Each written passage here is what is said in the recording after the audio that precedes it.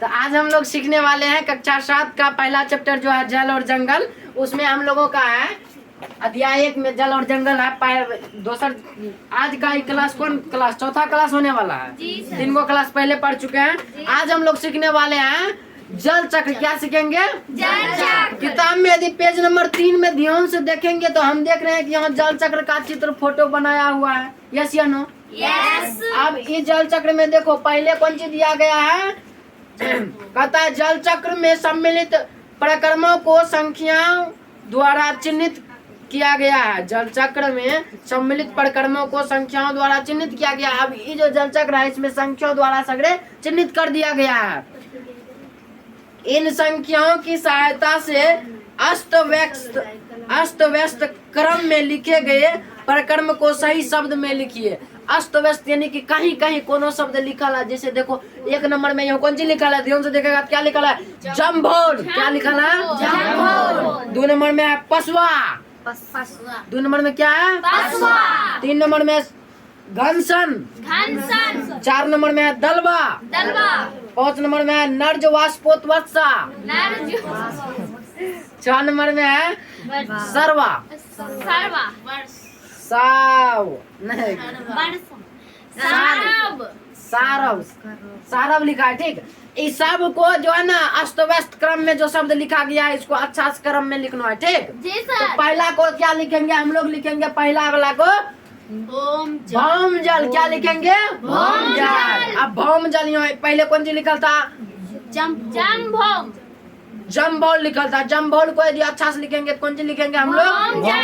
भौम जल। भौम जल क्या है? तो भौम जल का क्या मतलब? भौम यानी कि भूमि, जल यानी कि पानी, यानी भूमि पर जो पानी रहेगा उसे भौम जल कहेंगे। बात समझा? क्या बोलेंगे भौम जल का मतलब? जो भूमि पर पानी, जो कि भौम यानी कि भूमि। भौम का देखो भौम यानी भौम का मतलब होता है भूमि और जल यानी कि पानी। जैसे इसका मत परिभाषा निकल जाए जो पानी भूमि पर हो उसे कहते हैं भौम जल। यदि एक बात हम लोग लिखेंगे विज्ञान के भाषा में तो हम लोग लिखेंगे कि पृथ्वी के सतह के नीचे नीचे जल की उपस्थिति। आप देखो पृथ्वी के सतह जो होता है जैसे मान लो धरती है ना, धरती है ना, धरती की सतह पर पानी रहता है ना। यस या नो? पानी यानी जल विज्ञान के भाषा में। अब उस जल को उपस्थित जो रहता है उजल ओकरे कौन जी कहते हैं? ओकरे कहते हैं भैया भौम जल। वो जो जल पृथ्वी के नीचे ना वर्षा उर्षा पड़ता है तो पृथ्वी के नीचे पानी रहता है ना, या फिर कल चलाता है तो फेंक देता है तो पानी रहता है ना। सौ वाला थरिया से पानी फेंकता है वो कहाँ जाता है? पृथ्वी पर, धरती पर जाता है ना। वो सब कौन सी पढ़ा है? यानी कि भौम जल है। वो कौन जल है? भौम जल। यानी कि भूमि पर जो जल रहेगा वो भौम जल कहलाएगा। इतना बात समझ में आया? अगला टॉपिक पे चले। अगला है देखो पसवा। क्या है? पसवा। लेकिन पसवा को यदि अपन भाषा में विज्ञान में लिखे तो कौन सी लिखेंगे? वाष्प लिखेंगे। क्या लिखेंगे? वाष्प लिखेंगे। तो वाष्प का क्या परिभाषा है? तो लिखेंगे वाष्प गैस और द्रव अवस्था के माध्यम का रूप है जिसमें पानी और गैस दोनों मिश्रण होता है। वाष्प में क्या होता है? पानी और गैस दोनों मिलल होता है। जैसे मान लो कोनो पानी था, खाना वाना भात बनाता होगा ना। अब मान लो कोनो क्या कहता है उसको, डेक्ची उक्ची ले लो, डेक्ची में पानी ले लो, उसको गर्म करो। गर्म करेगा देखेगा डेक्ची के ऊपर पर जो तुम ऊपर पर थरिया उड़िया धरा है उस पर छोटका छोटका कण जमा हो गया है पानी का। ठीक, तो वो कौन जी है? उस वाष्प भी है। अब जैसे मान लो खदक रहा है कौन सी भात और तुम जाकर हाथ ढुका दिया तो कौन सी होगा? दूसरे तरीका से उसमें वाष्प हाथ में आ जाएगा। हाथ ऊपर पर धरेगा ना हाथ में भी थोड़ा थोड़ा पानी लग जाएगा। तो वो सब कौन सी है? वाष्प है। वाष्प क्या है? तो क्या बोलेंगे? वाष्प गैस और द्रव अवस्था। द्रव यानी कि पानी द्रव है जो कि वहाँ बह जाता है, वो द्रव है। द्रव अवस्था के रूप के माध्यम का रूप है जिसमें पानी और गैस दोनों का मिश्रण होता है। जिसमें पानी और गैस कौन सी दोनों का मिश्रण, पानी और रहता है और गैस और मिलल रहता है। वो कौन सी में?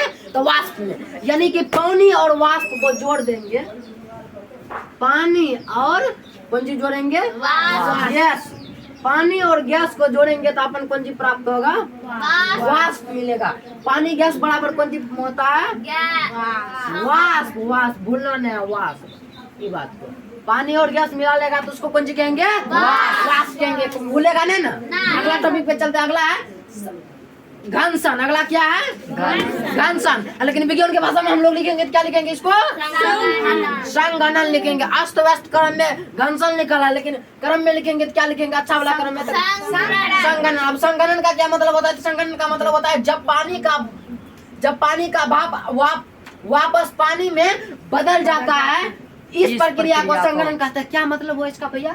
कि पानी का भाप वापस पानी में बदल जाता है। जैसे मान लो कोनो डेक्ची तुम गरम किया, चावल को गरम करा था, उसमें पानी दिया था। अब वो पानी कौन सी हुआ? पहले पानी कौन सी था? पहले गरम। पानी को गरम किया, पानी गरम हुआ, वाष्प बन गया। वो वाष्प बन के फिर पानी बन गया। वो छोटका बूंद पानी बन गया तो कौन सी कहलाया? वाष्प कहलाया। देखो चित्र में ध्यान से, पहले भूमि पर पानी था। जी सर। अब दो नंबर में कौन है? 2 नंबर में है वाष्प। अब ये वाष्प बन के उड़ रहा है धीरे धीरे। जैसे मान लो छोटा भूमि पर ही भूमि है, ठीक, इस पर बहुत सारा पानी है सके, ठीक, ये पानी है। 1 नंबर में क्या है? भौम जल है, ये पानी है। अब 2 नंबर में क्या है? वाष्प है। 2 नंबर में क्या है? अब ये वाष्प क्या बोल दिए? गैस और गैस का माध्यम, सॉरी, पानी और गैस दोनों मिल रहेगा तो वाष्प कहलाएगा। अब पानी और गैस ये जहाँ वायुमंडल में तो गैस हो रहता है, जानते हैं। अभी दोनों मिल गया, वायुमंडल वाला गैस और पानी दोनों मिल गया 2 नंबर वाला। तो ये कौन सी बन गया?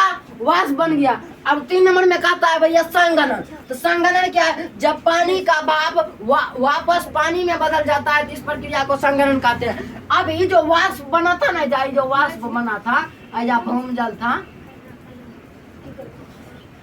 ये वाला भौम जल नीचे वाला, और वाष्प बन के कहाँ चल गया था? ये वाला ऊपर चला गया था, ऊपर चल गया आकाश में। अब वो संगणन हो गया, एक जगह जुट हो गया। पानी का छोटका बूंद जो है वाष्प के माध्यम से जो ऊपर गया, वो कौन सी बन गया? संगणन। यानी कि एक संगठन बना लिया, बहुत बड़का दोस्त। जैसे लड़की सब एक जगह बैठता है तो 12 जुट के मेहंदी लगाने लगता है, तो वही संगणन। वो बहुत सारा पानी एक जगह जुट गया ना। अब वो पानी जुट गया तो वो बहुत सारा। अब देखो कौन सी होगा? तेसर प्रक्रिया यहाँ ऊपर में आप कौन सी हो गया भैया? तेसर कौन सी हुआ रे? संगणन। तेसर प्रक्रिया कौन सी हुआ? संगणन। पहला में कौन सी था? भौम जल, भूमि पर जल था। दूसर में कौन सी था? वाष्प बना। तेसर में संगणन हो गया। अब चौथा में आए, तेसर तक क्लियर है? चौथा में आए, चौथा है बादल। चौथा है क्या भैया? बादल, जिसे अस्त व्यस्त क्रम में लिखा गया था दलवा। क्या लिखा गया था? दलवा। अब दलवा को बादल कहते हैं ना, दलवा को बादल कहेंगे ना। तो बादल क्या है? तो जलवाष्प की छोटी छोटी बूंदों में संगठित हो जाती है जो बादल कहलाता है। अब जलवाष्प के बताए तो छोटा बूंद होता है, वाष्प बन के जो ऊपर जाता है संगठन की प्रक्रिया द्वारा। तो वो जो छोटा बूंद बन के गया था, तो वो बहुत सारा छोटा बूंद बना, तो कौन सी बन गया? बादल। बहुत सारा छोटा बूंद पानी का संगठन हो जो ऊपर गया था, वो कौन सी बन गया? अब बादल बन गया। अब बादल समझ गया नहीं तो? अगला है बादल कैसे बना, समझा? अगला है वाष्पोत्सर्जन, जगह किताब में कुछ लिख जैसे नर्ज से वाष्प लिखा गया था, ठीक। इसको हमने अस्त व्यस्त क्रम से निकाल कर अपना क्रम में लिखे तो क्या कहला है भैया? वाष्पोत्सर्जन। अब वाष्पोत्सर्जन को समझते हैं। पौधे द्वारा अनावश्यक जल को वाष्प के रूप में, पौधे द्वारा अनावश्यक जल को वाष्प के रूप में शरीर से बाहर निकालने की क्रिया वाष्पोत्सर्जन कहलाता है। अब देखो, पौधा जानते हैं कि पौधों में कार्बन डाइऑक्साइड लेता है और ऑक्सीजन छोड़ता है, यस या नो? पौधा कौन सी लेता है? पौधों पर ऑक्सीजन छोड़ता है। पौधा कौन सी करता है? ऑक्सीजन छोड़ता है। ऑक्सीजन जैसे पौधा छोड़ा, जैसे मान लो ये पत्ता में छोटा छिद्र होता है। ये छोटा छिद्र के माध्यम से कौन सी करता है? ये ऑक्सीजन को छोड़ देता है, O2 को, और कार्बन डाइऑक्साइड को ले लेता है। CO2 कौन सी करता है? CO2 यानी कि कार्बन डाइऑक्साइड, ठीक। अब इसको अंदर लेता है तो कौन सी करता है? पौधे द्वारा अनावश्यक जल को वाष्प के रूप में शरीर से बाहर निकाल देता है। अब अनावश्यक वाष्प को शरीर से बाहर निकाल दिया, कौन सी? ऑक्सीजन का। अगला है वर्षा। अगला क्या है? वर्षा। वर्षा का क्या मतलब होता है? अब वर्षा नहीं समझता है? अरे जब वर्षा पड़े जोगरे कहे वर्षा समझ। तो अब देखो वर्षा, बादल वर्षा के रूप में अपना जल खो देती है। बादल वर्षा के रूप में अपना जल खोल दे। अब बादल की होता है, वर्षा जब नहीं होता है तो बादल में जितना पानी उनी रहता है ना, सब धीरे धीरे वो नीचे आ जाता है। ठीक, तो यही हुआ वर्षा।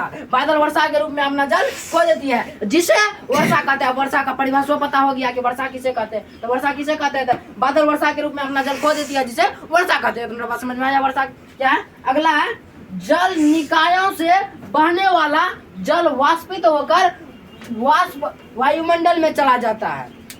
क्या बोला? जल निकायों से बन, अब वो बात वायुमंडल में आ गया। ये सब वायुमंडल है, ऐसे ऐसे करो, वायुमंडल है। वायु बहुत सारा, वायु का बहुत सारा मंडल है, वायुमंडल कहलाया तुमका।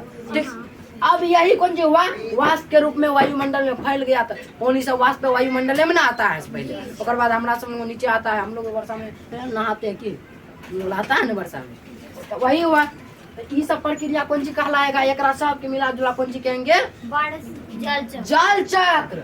ये पूरा प्रक्रिया कौन सी कहलाया? जल चक्र। आप जल चक्र किसी और को समझा सकता है? जी सर। जल चक्र समझ में आया? जी सर। हाँ, तो जल चक्र को बोलेगा तो सबसे पहले कौन सी था? नीचे में पानी था, धरती के नीचे भूमि पर जो जल था वो भौम जल हुआ।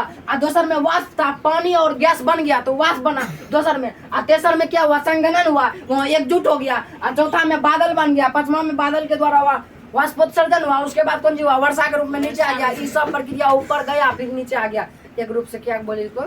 जल चक्र। इस सबको क्या बोले? जल जल चक्र। इतना समझ में आया? जी सर। आज के लिए बाय बाय।